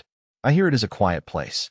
Perhaps there I can finally build a life, plank by plank, that is worthy of the lessons you have taught me. Perhaps I can finally become the man you have always believed me to be. I do not know what the future holds, but I know that for 2 years, you have been my one true friend. Thank you. Yours, W." Elara read the letter once, then twice, then a third time. The words on the page connected everything. Silas Thorne, the Abbotts, the valley near Havenwood, the ship, plank by plank. It was all there. A confession, a farewell, and a hope, all intertwined. She lay awake all night, the letter on her bedside table. The events of the past weeks played over and over in her mind, now cast in a new, brilliant light. The way he had frozen when he saw her handwriting on the note. It reminded me of someone I used to know, a lie, but a lie to protect a truth too overwhelming to speak. The conversation about letters, when he had spoken of his anonymous correspondent with such reverence. More honest than anyone I've ever known. The poem. The look of shattered recognition on his face. His flight. It was all so clear now. There were no coincidences. There was only a story that had been unfolding in 2 separate, parallel lines that had now, impossibly, converged. She moved from no, it can't be to but what if, to a quiet, bone-deep certainty. She was E, he was W, and they had found each other. The next morning, she saw him walking up the path to her house. His steps were heavy, determined. He looked like a man walking to his own execution. She knew why he was coming. He was coming to confess. He was coming to tell her he was W. She met him on the porch. He stopped at the bottom of the steps, his face pale and drawn. He looked up at her, his gray eyes full of a terrible, vulnerable honesty. "Elara," he began, his voice rough. "There is something I have to tell you. Something I should have told you from the beginning." He took a deep breath. "The letters. The person I wrote to, it was you.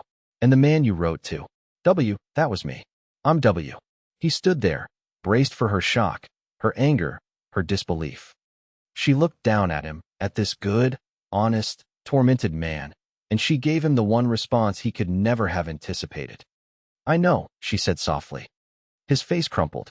The carefully constructed walls of his composure, All his fears and preparations for her anger simply disintegrated in the face of those two quiet words.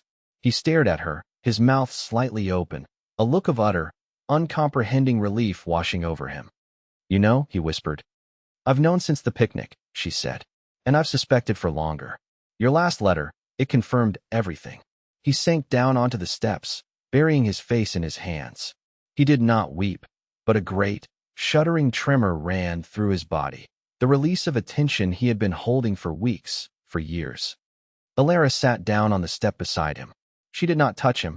She simply sat with him in the quiet morning air, giving him the space to let his world settle back onto its axis. After a long time, he lifted his head. He looked at her, his eyes red-rimmed but clear. "I'm so sorry, Elara," he said. "I lied to you. By omission. I should have told you the moment I knew." "Why didn't you?" she asked, not with accusation, but with a genuine desire to understand. "I was afraid," he admitted. "At first, I was just stunned. And then, when I realized who you were, what you meant to me, I was terrified. Because of Thorn. I knew what he was capable of, and I knew he would see you as a weakness. A way to control me. I wanted to protect you. And the only way I could think to do that was to pretend, to keep you at a distance. By running away from me at the picnic," she said, a hint of wryness in her tone. He winced. "It was a cowardly thing to do. I'm sorry. I saw Thorn watching us, and I panicked. I thought if I could just cut the connection, he wouldn't see you as a target." She was silent for a moment, processing his words. She understood his fear. She understood his motive. But understanding was not the same as acceptance. There was a hurt in her, a hurt she had not yet acknowledged. "I'm not angry that you lied, William," she said slowly, choosing her words with care.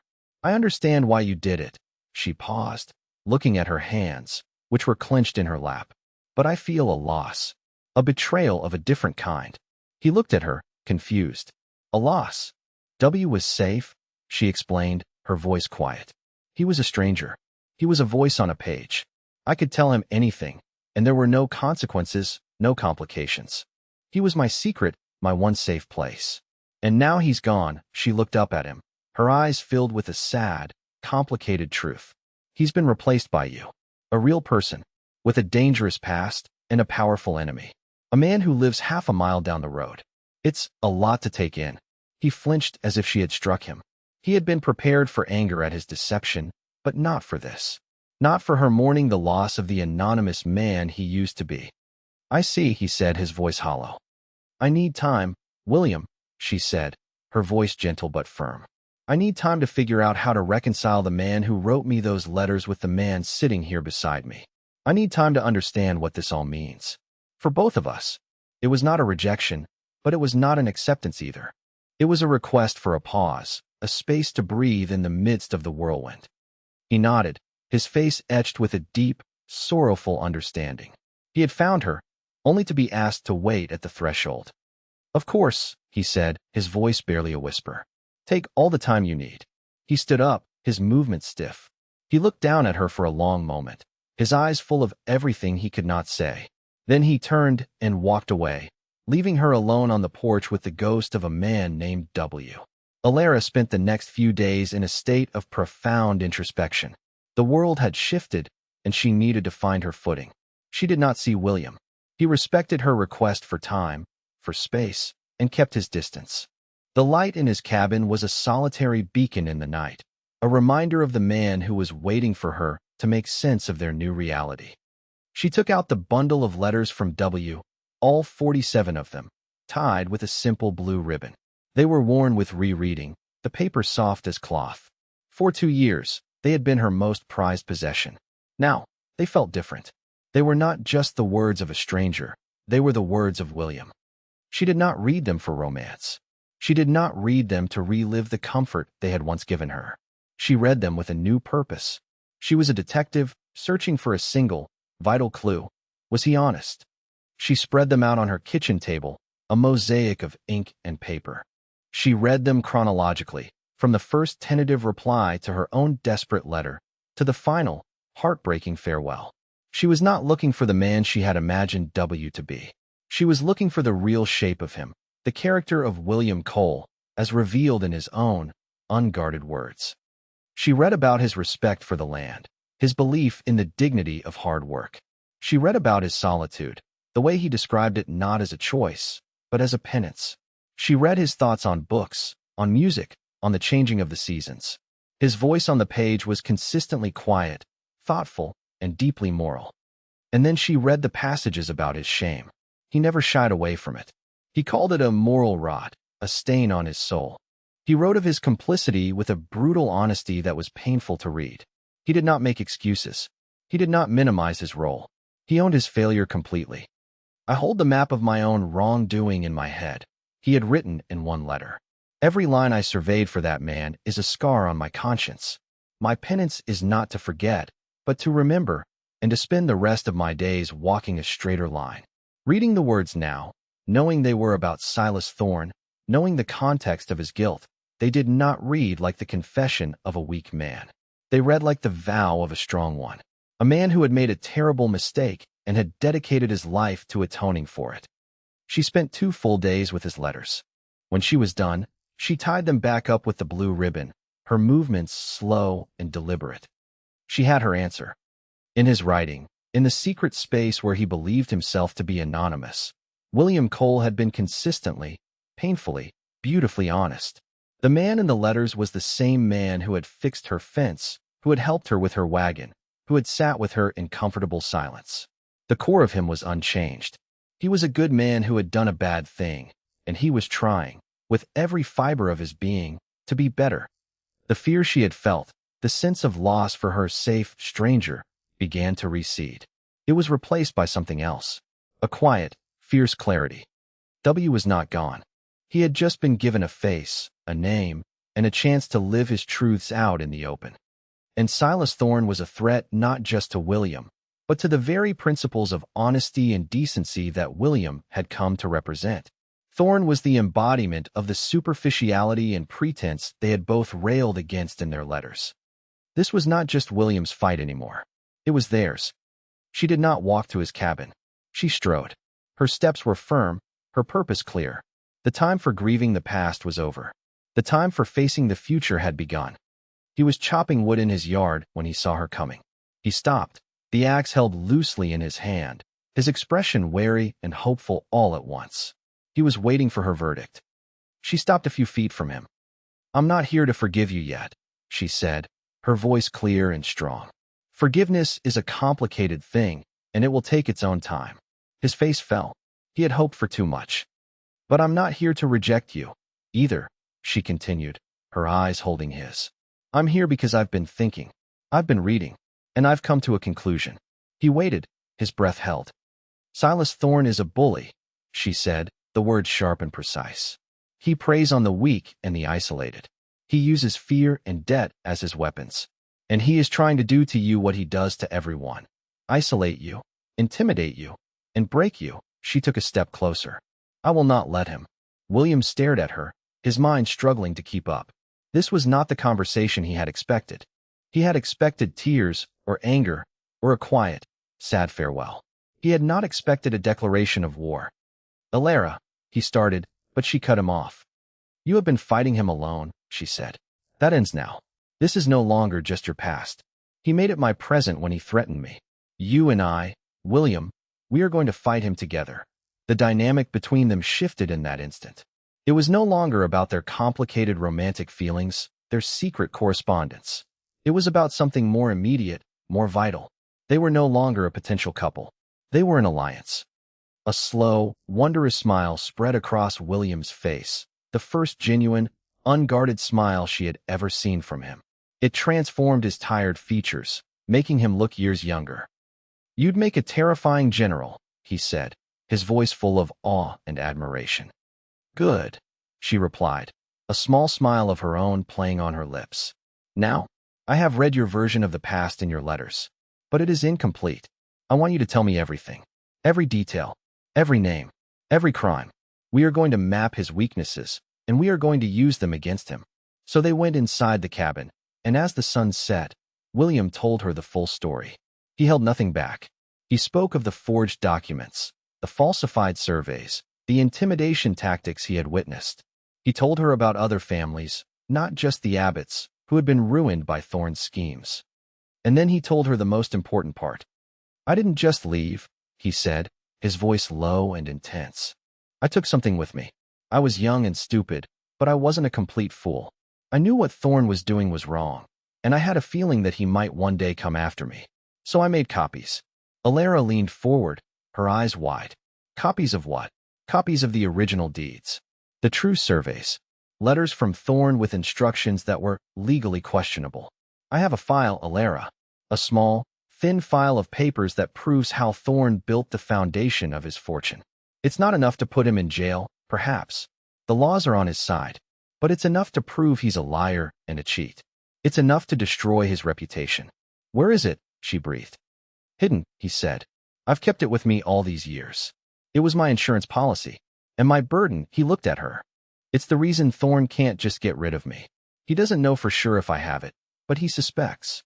He knows I'm the only one who can connect the dots. That's why he's trying to discredit me, to drive me out of town." The pieces clicked into place. This was the heart of it. This was the weapon they could use. Their conversation was interrupted by the sound of a horse whinnying in distress from the barn. William frowned, standing up. "That doesn't sound right," he said. They went outside. The barn door, which he had closed, was slightly ajar. They rushed inside. William's horse, the sturdy chestnut gelding, was gone. The stall was empty. The back door of the barn, which led out to the open pasture, was wide open. There was no sign of a struggle, no broken locks, just an empty stall and a profound, menacing silence. It was not a violent act. It was a quiet one, a deniable one. A horse could get loose.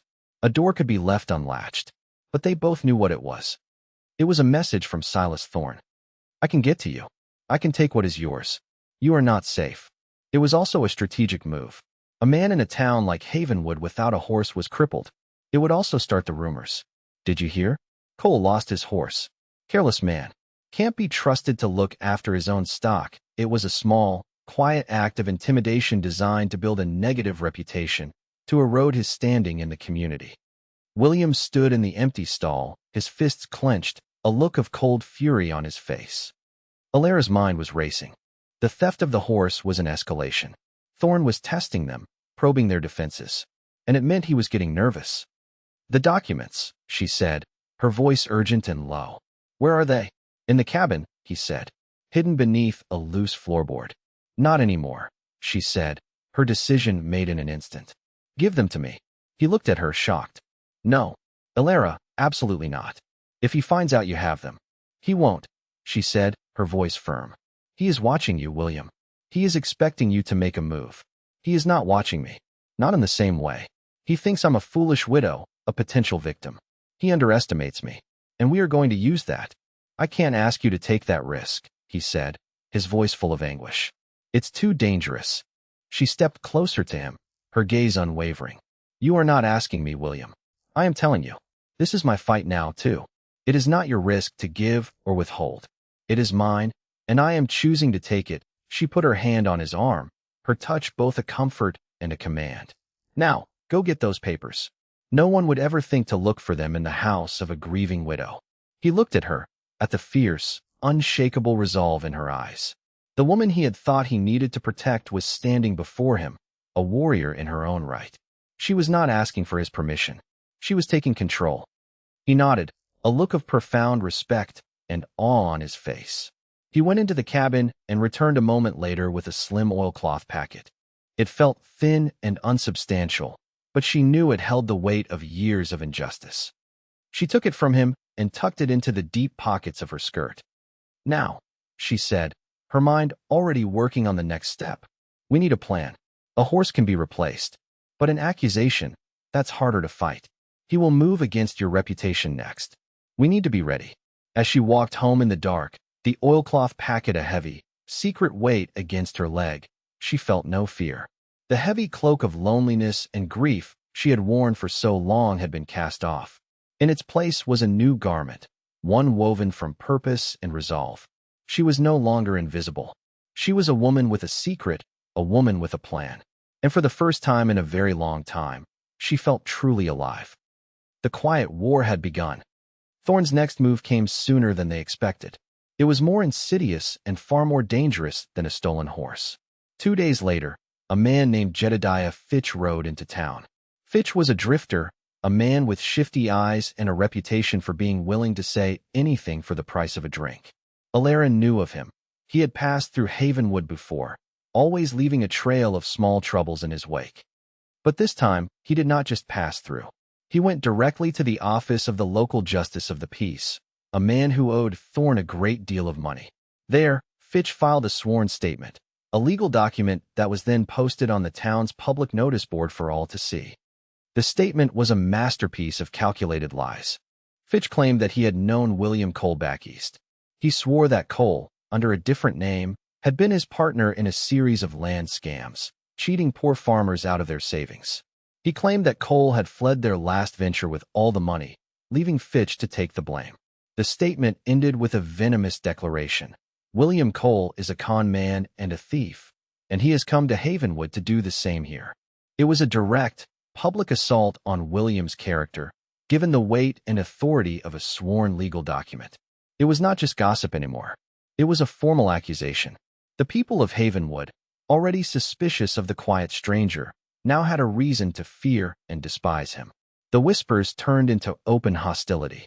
Men turned their backs on him in the street. The mercantile owner refused to sell him supplies. William was being systematically and surgically excised from the community. He came to her house that evening, his face grim, the public notice clutched in his hand. "He's trying to build a legal case against me," William said, his voice tight with a controlled fury. "This sworn statement is the first stone. He'll bring in other false witnesses. He'll paint me as a criminal, and then he'll have me run out of town on a rail, or worse. And no one will believe a word I say." "We have the truth," Elara said, her voice a rock of calm in his storm. "We have the documents." "The documents prove what Thorne did," William said, pacing her small kitchen. "They don't prove what I didn't do. It's my word against Fitch's, and Fitch has a sworn statement. I'm a stranger, an outsider. Who are they going to believe?" He stopped pacing and looked at her, his face full of a terrible resolve. "This has gone too far, Elara. It's one thing for him to come after me, but he's poisoning the whole town, and you're in the middle of it. I've seen the way people look at you now, the way they whisper when you walk by. I can't let him do this to you." "What are you saying?" she asked, a cold dread creeping into her heart. "I want you to take the documents and go," he said, the words costing him dearly. "Go to your sisters in Oak Haven. Stay there until this is over. You'll be safe there. Give the documents to a trusted lawyer there. Let them handle it from a distance." Elara stared at him, a slow, burning anger rising within her. After everything they had been through, after she had chosen to stand with him, he was trying to sideline her. He was trying to protect her by sending her away, by taking her out of the fight. He was falling back into the old pattern of trying to carry the burden alone. "No," she said, her voice quiet but unyielding. "Elara, be reasonable," he pleaded. "He won't stop. He'll come after you next. He'll call in your mortgage. He'll ruin you. And you think me running away will stop that?" she countered, her voice rising. "You think he will just let me go, knowing what I know, possibly carrying what I carry? He will see it as a victory. He will see that he has successfully separated us, that he has broken our alliance. It will only make him bolder." She stepped toward him, her eyes blazing. "Listen to me, William Cole. You do not get to decide that I am a liability. You do not get to decide that my safety is more important than my will. I made a choice to be in this fight. You do not get to unmake it for me. You do not get to decide now, when things are getting difficult, that my involvement is no longer acceptable." He recoiled from the force of her words, stunned into silence. She was right. He was trying to protect the woman he loved, but in doing so, he was disrespecting the partner she had become. He was treating her as a damsel to be rescued, not the general she had proven herself to be. "What then?" he asked, his voice full of despair. "What do we do? We can't fight him here. He owns this town. He owns the justice of the peace." Elara's mind was working, fitting the pieces together. "You're right. We can't fight him here. We need an outside authority. Someone Thorne can't control." She began to pace, her energy filling the small room. "The circuit judge, Judge Miller. He comes through Havenwood twice a year. He has a reputation for being incorruptible. He's not from here. He has no ties to Thorne. Miller won't be here for another 3 months. William said. Thorn will have buried me by then. So we don't wait for him to come here, she said, her plan forming with a sudden, brilliant clarity. We go to him. Or rather, we send the evidence to him. His circuit is based in Capital City. It's a 2-day ride. We find a messenger, someone completely trustworthy, someone Thorn wouldn't suspect. We send him the entire packet. The documents you copied, and a letter from us, explaining everything. Explaining Fitch's false statement. Explaining Thorn's threats. We ask for a formal hearing, not here, but in his own courtroom. William stared at her, hope dawning on his face. It was a bold plan. A risky one. But it was a plan. It was a way to fight back. A messenger, he said, thinking. Who could we possibly trust? Old Man Hemlock, Elara said immediately. He lives up in the hills. He's a trapper. He comes into town once a month for supplies and distrusts everyone equally, especially Thorn. He owes Thorn nothing. And he knows the back trails to Capital City better than anyone. It was perfect. Hemlock was a recluse, a ghost. Thorn's eyes and ears in town would never think to watch him. All right, William said, a new determination in his voice. All right, General. We have a plan. But Thorn was not a man to wait. He had felt Elara's defiance. Since the strengthening of her alliance with William, he decided it was time to threaten her directly, to break the weaker link in the chain.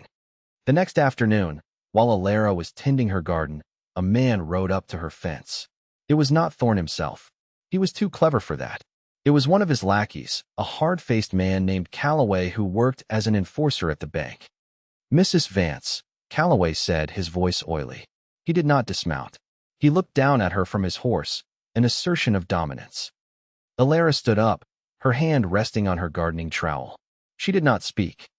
Mr. Thorn asked me to stop by, he said. He's a man who worries about the welfare of his neighbors. Especially the widows. He let the word hang in the air. He's heard the stories about this new fellow, Cole, a man with a dark past, and he sees you spending time with him. He worries that a lonely woman might be taken in by a smooth talker, that she might not see that a man like that only sees her as convenient, a way to get a foothold in a new town. It was a vile, targeted insult, designed to strike at her deepest insecurities, her loneliness, her vulnerability as a widow, the fear that she was not truly seen, but merely used. It was the same poison Martha had tried to use, but distilled to its most potent form. Mr. Thorn would hate to see you ruin your reputation, Calloway continued, his lips twisting into a sneer. He would hate to see your late husband's good name dragged through the mud, and he would hate to have to reevaluate the terms of your mortgage, given your unstable associations. The threat was now naked, explicit. Her reputation, her home, her husband's memory. He was targeting everything she held dear. He expected her to crumble. He expected tears, fear, a promise to stay away from William. But something inside Elara, something forged in 2 years of grief and hardened by the fire of the last few weeks, did not crumble. It solidified. It became as hard and as sharp as diamond. The fear she had felt when Thorn first threatened her was gone. In its place was a cold, clear rage. He had tried to use her grief against her. He had tried to use her love for Daniel as a weapon, and he had, once again, underestimated her. She looked up at Calloway, her face a calm, unreadable mask. She held his gaze until he started to shift uncomfortably in his saddle. "Are you finished?" she asked, her voice quiet, but laced with steel. Calloway was taken aback. This was not the reaction he expected. I've delivered my message." "Then you can go," she said. "And you can give Mr. Thorn a message from me." She took a step closer to the fence, her knuckles white on the handle of her trowel. "Tell him that he is right. I am a widow, and I have lost the most important thing in my life, which means I have very little left to lose. And a woman with nothing to lose is a very dangerous thing. Tell him he has mistaken my quietness for weakness, and that is a mistake he will come to regret." Calloway stared at her, his jaw slack. He had come to intimidate a meek little widow. He had found something else entirely. He stammered a reply, wheeled his horse around, and rode away as if the devil himself were on his heels. Elara stood in her garden, her heart pounding not with fear, but with adrenaline. The threat had not broken her. It had galvanized her. Thorn's greatest weapon was isolation. He picked his victims off one by one, ensuring they were too afraid and alone to fight back. He had tried to do it to William. He had tried to do it to her. And that gave her an idea, a new, bolder dimension to their plan. She was not the only one in this valley being squeezed by Silas Thorne. She thought of the Websters, who had lost a parcel of their land to a fencing dispute that had been decided in Thorne's favor. She thought of the widow O'Malley, whose husband's small business loan had been called in by the bank without warning, forcing her to sell her home for a fraction of its worth. She thought of a dozen other families, all living under the shadow of Thorne's power, all suffering in silence. They were all isolated. They were all afraid, just like she had been. Thorne saw her as the quiet, invisible widow. He did not see her as a threat, and that was the key. She could move about the valley, visit her neighbors, in a way that William never could. She could use her underestimated status as a shield. That evening, she wrote the letter to Judge Miller. She and William worked on it together, laying out the facts clearly and concisely. They included a copy of Fitch's false statement and a detailed account of Thorne's threats. They put the letter and William's packet of documents into a new oilcloth pouch. The next morning, before dawn, William rode out to find Hemlock. And Elara, she put on her plainest dress, packed a basket with fresh bread, and began to walk. Her first stop was the Webster farm. She found Sarah Webster in her kitchen, her face a mask of worry. Elara did not begin with accusations or calls to arms. She began by listening. She asked about the farm, about the children, about the hardship of the past year. And Sarah, who had been holding her fear and anger inside for so long, began to talk. She talked about the fence, about the crooked survey, about the way Thorne had smiled when he told them the land was now his. When she was done, her story spent, Elara reached into her basket. She did not pull out bread. She pulled out a letter. It was from the widow O'Malley. Elara had visited her the day before. "I want you to read this," Elara said softly. Sarah read the letter, which told a story achingly similar to her own, a story of legal trickery, of financial pressure, of a family pushed to the brink by Silas Thorne. "She's not the only one," Elara said. "There are others. The Jacksons, the Carters, me." She told Sarah about William, about his past with Thorne, about the documents that proved his corruption. She told her about the false statement and the plan to contact Judge Miller. "We have all been suffering alone," Elara said, her voice filled with a quiet, powerful conviction. "He wants us to be alone. He wants us to be afraid. But we are not alone. And we don't have to be afraid anymore." She looked Sarah in the eye. "Judge Miller has agreed to hold a special hearing. Here, in the church, in 2 weeks. He wants to hear from anyone who has a grievance against Mr. Thorne. He will be there to ensure it is a fair and open hearing. Will you be there, Sarah? Will you stand up and tell your story?" Tears welled in Sarah Webster's eyes. They were not tears of fear, but of hope. The hope of a person who has thought themselves utterly alone and has just discovered they are part of an army. "Yes," she whispered. "Yes, Elara. I'll be there." For the next 10 days, Elara walked the valley. She went from farm to farm, from house to house. She used her invisibility as her greatest weapon. She was just a widow, paying a social call, sharing a cup of tea, a loaf of bread. But in each house, she planted a seed of rebellion. She listened. She shared others' stories. She connected the isolated victims, weaving them together with a thread of shared experience and newfound hope. She told them about the hearing, about the promise of an incorruptible judge. She was not asking them to risk everything on their own. She was asking them to stand together. William, meanwhile, laid low. He did his work, endured the scorn of the town, and waited. He and Elara met only at night, in secret, sharing news, planning their strategy for the hearing. He watched her with a sense of awe. The quiet woman he had fallen in love with on the page had become a leader, a strategist, a force of nature. The day of the hearing arrived. The small church was packed. This was a bigger event than the Founders' Day picnic. Judge Miller, a stern-faced man with eyes that missed nothing, sat at a table at the front. Thorne was there, flanked by his lawyer and the smirking Jedediah Fitch, looking confident and utterly in control. He believed this was his hearing, a forum to publicly cement his accusations against William. The oppressed families were there, too. They sat scattered throughout the pews, their faces pale and nervous. They were not an obvious army. They just looked like a collection of frightened townspeople. Elara sat among them, a quiet, unassuming figure in her plain blue dress. William sat alone at the front, the accused. The hearing began. Thorne's lawyer called Jedediah Fitch to the stand. Fitch, emboldened by the audience, repeated the lies from his sworn statement, adding new, more lurid details. He painted William as a master criminal, a heartless predator. Thorne watched, a smug, satisfied look on his face. This was going exactly as he had planned. When Fitch was finished, Thorne's lawyer called his next witness, the mercantile owner, who testified that William's character was suspect, that he was an untrustworthy loner. Then came the justice of the peace, who confirmed the validity of Fitch's statement. It was a carefully orchestrated performance, designed to leave no room for doubt. Finally, Thorne's lawyer rested his case. "Your Honor," he said, addressing the judge, "we have presented a clear and undeniable picture of this man, William Cole. He is a danger to this community. We ask that you formally recommend his removal from this county." Judge Miller looked at William. "Mr. Cole, do you have anything to say in your defense?" William stood up. He looked not at the judge, but at Elara. She gave him a small, almost imperceptible nod. "Your Honor," William said, his voice clear and steady, "I am not a con man or a thief. But Mr. Fitch is right about one thing. I did know Silas Thorne back east. I worked for him, and I am here today to tell the truth about that." But before he could continue, a new voice cut through the silence of the church. "If I may, Your Honor." All heads turned. Elara was standing. Thorne looked at her, a flicker of annoyance on his face. What was this foolish widow doing?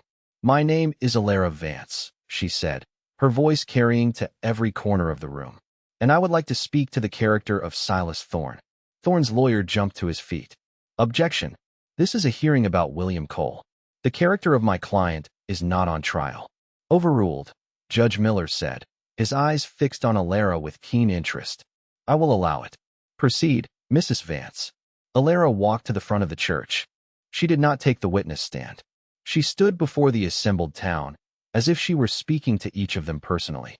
"We have heard testimony today about William Cole's character," she began. "Now I wish to present testimony about Silas Thorne's. This is a letter from another widow, a woman named Mary O'Malley." She read the letter aloud. It was a heartbreaking, detailed account of how Thorne's bank had used a legal technicality to foreclose on her home, forcing her and her children into poverty. The story was specific, factual, and devastating. When she finished, a shocked silence filled the room. Thorne's face had gone pale. "That is one letter," Thorne's lawyer sputtered. "The ramblings of a disgruntled woman." "I have another," Elara said, and she produced a second letter. "This one is from Sarah Webster." Before she could read it, a figure stood up in the pews. It was Sarah Webster herself. "I can speak for myself," she said, her voice trembling but clear. She walked to the front and stood beside Elara. She looked at Thorne, her fear replaced by a righteous anger. And she told her story. The story of the fence, the crooked survey, the stolen land. Thorne was no longer smug. He was staring at Sarah Webster as if she were a viper he had just found in his bed. Then, another man stood up. It was Tom Jackson. "He did the same to me," he said, his voice rough with emotion. And he told his story. And then another. And another. It was a floodgate breaking. One by one, the people Elara had visited, the people who had suffered in silence for so long, stood up and spoke their truth. The church, which had been a stage for Thorne's carefully crafted lies, became a forum for the raw, undeniable truth of his corruption. The scattered, frightened individuals became an army, their voices joining together in a chorus of accusation. Thorne's face was a mask of disbelief and rage. His case, his reputation, his power, was collapsing around him in real time. His lawyer was speechless. Jedediah Fitch was trying to shrink into the pew, to become invisible. Finally, when the last story had been told, Judge Miller held up a hand for silence. He looked at Thorne, his face like granite. "Mr. Thorne," he said, his voice cold as a winter wind. "This hearing was convened to investigate accusations against Mr. Cole. However, it seems we have uncovered a much deeper sickness in this community." He reached into a briefcase at his side and pulled out a familiar oilcloth packet. William's packet. "I received this packet of documents 10 days ago," the judge announced to the stunned room. "They are copies of original deeds, surveys, and letters, all pertaining to the business practices of Mr. Silas Thorne. They corroborate, in damning detail, every story we have heard here today. He held up one of the papers. But that is not all. Upon receiving this evidence, I took the liberty of contacting some colleagues, federal marshals, to be precise. It turns out, Mr. Thorne, that your name is not unknown to them. The land company you ran back east has been the subject of a quiet, ongoing federal inquiry for some time now. They were simply missing the one thing they needed to proceed, a witness willing to testify about the specifics. A man from the inside. The judge's gaze moved to William. It seems they have found their witness, he said. The entire case, the entire edifice of Thorne's power, had not just collapsed. It had been annihilated. He was ruined. Legally, socially, financially. He stared at the judge, then at William, then at Elara, his face a mask of pure, unadulterated hatred. He had been outmaneuvered, outgeneraled, by the very people he had dismissed as weak and insignificant. Judge Miller banged a small gavel on the table. This hearing is concluded. Mr. Thorne, I would advise you not to leave town. The church erupted in a buzz of shocked, excited conversation. The spell of fear that had held Havenwood for so long was broken. People were crowding around the families who had spoken, offering support, shaking their hands. They were looking at William with new eyes, with respect and admiration. In the midst of the chaos, Elara and William found each other. They stood in the now empty space at the front of the church, the noise of the crowd a distant buzz. The great, terrible weight they had been carrying was gone. The battle was over. They had won. They did not speak. They did not need to. They simply looked at each other, a universe of understanding passing between them. The journey that had begun with a desperate, anonymous letter, that had navigated a minefield of secrets and lies and danger, had led them to this quiet, victorious moment. He reached out and took her hand. His hand was rough and calloused, but his touch was gentle. Her hand fit into his as if it were made to be there. Elara, he said, his voice thick with an emotion he could no longer hide. All those years, I was afraid of my past. I was afraid of Thorne. I was afraid of being found out. He squeezed her hand, his gray eyes shining with a fierce, vulnerable light. But now I know what I'm most afraid of. I'm afraid of losing you. Her heart, which had been racing with the thrill of the fight, now filled with a different kind of warmth. The hurt she had felt, the need for time, it had all dissolved in the crucible of the last 2 weeks. She had seen the man, not just the writer. She had seen his courage, his integrity, his unwavering faith in her. The two halves of him, W and William, were finally one in her heart. You once wrote to me, she said, her voice soft, that perhaps we become people by doing small, honest things. She looked up at him, her own eyes shining.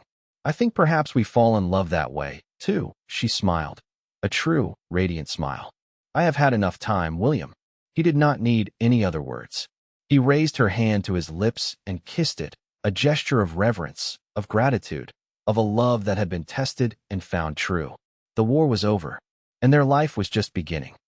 3 months later, the valley was transformed. The federal investigation had moved swiftly. Silas Thorne, facing a mountain of evidence and a line of witnesses, was ruined. His assets were seized, and much of the land he had acquired through fraudulent means was in the process of being restored to its rightful owners, including the Websters. The town of Havenwood, freed from his oppressive influence, was breathing again. The mercantile owner was apologetic. The justice of the peace had been removed, and Martha was now telling everyone that she had known all along that Elara Vance was a woman of hidden depths. William Cole was no longer the suspicious stranger. He was a hero, the man who had faced down the tyrant. But he carried his new status with the same quiet humility he had carried everything else. He was simply William, a man trying to live an honest life. His stolen horse had never been found, but the people of the town, in a gesture of collective gratitude, had pooled their money and bought him a new one, a fine, strong mare. He and Elara had settled into a quiet, comfortable rhythm. They spent their evenings together, sometimes talking for hours, sometimes sitting in the familiar, peaceful silence that had first drawn them together. They were rebuilding, plank by plank, not from a storm, but into a new, shared life. One evening, Elara came home to find a letter on her kitchen table. It was a single sheet of paper, folded neatly. The handwriting was William's. Her heart gave a familiar, happy flutter. She opened it. "My dearest Elara," it read. "Our story did not begin in the usual way. It began with secrets and letters and a world of trouble. We have been allies and partners and fellow soldiers. We have fought a war together. But we have skipped a step, a very important one. I have never had the chance to court you properly, to bring you flowers, to walk with you by the creek in the evening sun, to choose you out loud, in the plain light of day, with no secrets between us. I would like to do that now, if you'll have me. Yours, William." She smiled, folding the letter and holding it to her heart. He was, and always would be, a man who spoke most truly on the page. She did not write a reply. A letter was not needed. She walked out of her house and down the familiar path to his cabin. The sun was setting, painting the sky in hues of orange and pink. A light was on in his window. She could see his silhouette as he paced, waiting for her answer. She knocked on his door. He opened it, his face full of a hopeful, nervous anticipation. He saw the answer in her eyes before she even spoke. "Yes, William," she said softly. "I'll have you." He did not speak. He simply opened the door wider and held out his hand. She took it, and he drew her inside, out of the twilight and into the warm, quiet light of his home. He closed the door behind them, shutting out the world, and in that simple, final act, their two separate lives came to an end, and their one life together began. It was a love story, in the end, but it was one that had not begun with a stolen glance across a crowded room or a thunderclap of sudden passion. It had begun with the quiet, desperate, and profoundly brave act of telling the truth to a stranger who was listening.